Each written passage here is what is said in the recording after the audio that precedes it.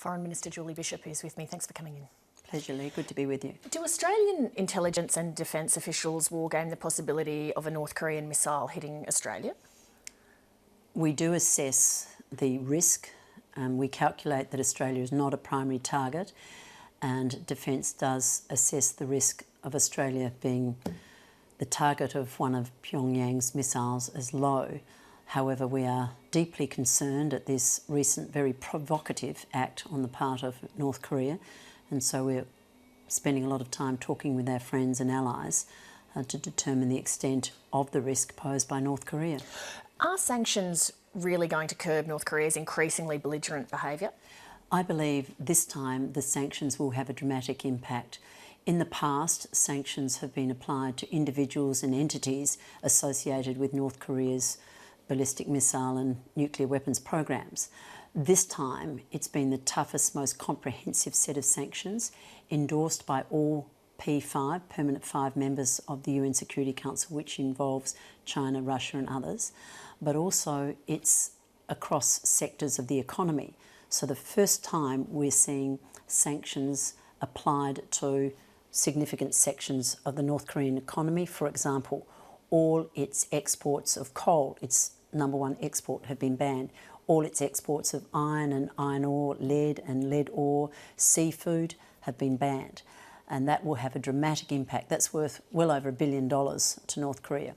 Also, we are banning any new work permits for North Korean labourers in other countries, and that's also a massive amount of revenue for the North Korean regime. So this time the sanctions have to be applied universally and across the North Korean economy. The use of sanctions, though, as a deterrent assumes that you are dealing with a rational enemy, and is that something that we can assume in this case? We can't assume that Kim Jong-un is irrational. In fact, I believe he knows exactly what he's doing. We have seen this pattern of behaviour from North Korea before, that is, provocative acts, threats, risky, dangerous behaviour, and then they get the world's attention and they're back at the negotiating table. This time, of course, North Korea has acquired much greater capability in terms of its ballistic missile testing and its nuclear weapons capability. So what do you want then if you think he's not irrational? Well, what we have to work out is the conditions under which negotiations can recommence. We've been down this path before. North Korea acts provocatively, gains the world's attention, particularly the United States, and then they're back at the negotiating table. Each time they lift the ante, they use whatever leverage they have, and that's what they're doing now. I believe this most recent test, we think it's an intermediate range ballistic missile test, not an intercontinental, but nevertheless it was a serious escalation of North Korea's behaviour. I believe that this was, again, to draw attention to its plight and force the United States into sitting down and negotiating with it. We don't know what they're looking for now, but we can certainly guess that they want equivalence. They want to be treated as a serious nuclear power. There's another issue of rationality here, and that is that for there to be global peace and stability, you need to rely on a wise and rational leader in the White House. Is that something that Australians can have faith in at the moment as this plays out? The United States is committed to what's called extended deterrence for its allies and friends and partners in the region, and that means that the United States can be relied upon to ensure that no hostile acts of aggression are perpetrated against its friends and allies, and that includes Australia. I've been speaking recently with Secretary of State Rex Tillerson, in fact, as recently as last Friday, and I'm reassured that the United States remains committed to global peace and security, and in the case of North Korea, the tensions on the North Korea are solely the responsibility of North Korea. This is a nation that is in breach of numerous UN Security Council resolutions. What it is doing is illegal, and we must use whatever political, economic and sanctions pressure we can, and diplomatic pressure, to make it change its behaviour. What would have happened if North Korea had fired that missile and it had landed on mainland Japan?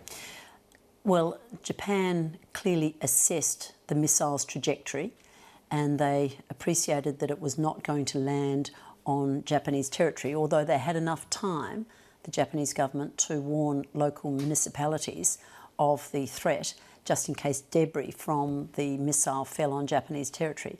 But they clearly assessed its trajectory, appreciated that it wasn't going to land on Japanese territory but about 1,000 kilometres east of Japan, so they didn't shoot it down. Now, clearly, had they assessed it was going to land on Japanese territory, they would have taken action to defend themselves. But then how would that escalate in that sort of a scenario? Well, clearly, they would have shot down the missile. But then after that? Well, it's terrible to contemplate the consequences. And that's why we must use all leverage, the Security Council in particular, to pressure North Korea into changing its ways. I believe it can be deterred, and that was certainly the view of Secretary of State Tillerson. Political and economic and diplomatic pressure on North Korea and bring it back to the negotiating table and find out what outcomes it is looking for this time. Is there any way that we can know whether or not North Korea has already sold a nuclear weapon to a terrorist group? The surveillance over North Korea, the understanding of its capability, its actions is somewhat opaque. Few countries have detailed insight into North Korea's thinking. We look to China and to Russia. They have economic and diplomatic relations with North Korea, but I'm not suggesting they have a complete oversight as to what this regime is doing. It is destabilising not only our region, but it is a global security risk. Julie Bishop, it would be good if I never had to have you back again to talk about this, but I'm sure that that will not be the case. Thank you very much for joining us. Thanks, Lee.